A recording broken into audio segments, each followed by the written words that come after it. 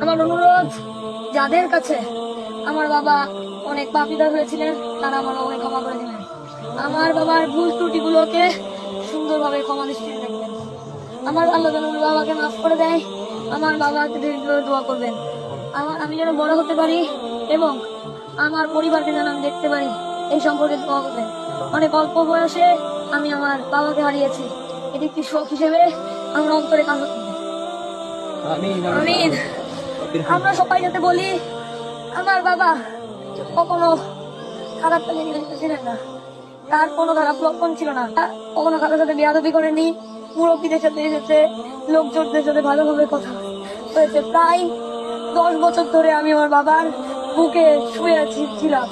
আজ থেকে হয়তো আমি আর শুতে পারবো না, আমার কোল আলাদা হয়ে গিয়েছে। আমি হয়তো এখন এক ইয়াতীম শিশুতে পরিণত হয়েছি। আমার এখন কোনো ফর্ম পূরণ করতে গেলে